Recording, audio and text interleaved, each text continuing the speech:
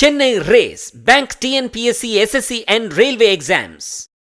11 ஆண்டுகள் தனிமையில் வாழ்ந்து வந்த ஓய்வு பெற்ற IIT பேராசிரியரின் வாழ்க்கை பயணத்திற்கு அவரது வாழ்க்கை துணையின் மரணம் முடிவுரை எழுதியிருக்கிறது. நெஞ்சை உருக்கும் இந்த சோக சம்பவம் குறித்து பார்க்கலாம்.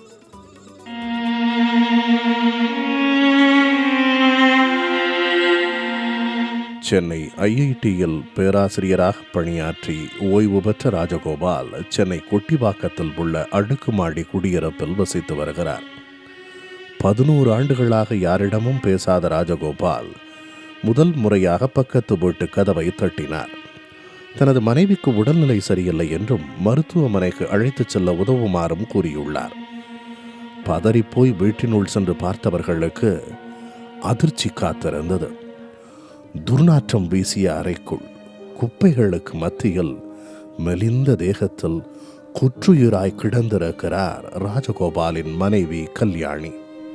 உடலின் பல்வேறு பாகங்கள் அழுகிய நிலையில் கற்பனை செய்து கூட பார்க்க முடியாத அவல நிலையில் இருந்திருக்கிறார் அவர். தகவல் அறிந்து வந்த தனியார் தொண்டு நிறுவனத்தினர் நீண்ட போராட்டத்திற்கு பின் கல்யாணியை ராயப்பேட்டை அரசு மருத்துவமனைக்கு அழைத்துச் சென்றனர். ஆனால் அதில் எந்த பயனும் இல்லை. மருத்துவமனைக்கு அழைத்துச் செல்லும் வழியிலேயே அவரின் உயிர் பிரிந்துவிட்டது. ராஜகோபாலும் கல்யாணியும் இத்தனை வருடங்களாக ஒரு வீட்டில் தனிமையில் எப்படி வாழ்ந்தார்கள்? பொதுமக்களிடமிருந்து தங்களை துண்டித்துக் கொள்ள என்ன காரணம்? மாதம் 40,000 ரூபாய் ஓய்வூதியம், சொந்த வீடு என வாழ்வாதாரத்திற்கு பிரச்சனை இல்லாத சூழலில் உடன் இருந்து கவனித்துக் கொள்ள உறவுக்காரர்கள் யாரும் இல்லை. ஆசையாய் வளர்த்த ஒரே மகளும் சில ஆண்டுகளுக்கு முன் திடீரென உயிரிழந்தது தம்பதியை விரக்தியில் ஆழ்த்திவிட்டதாக கூறப்படுகிறது. அப்போது தொடங்கிய ராஜகோபாலின் தனிமை வாழ்க்கை ஒரு பேரிழப்பின் வாயிலாக முடிவுக்கு வந்திருக்கிறது.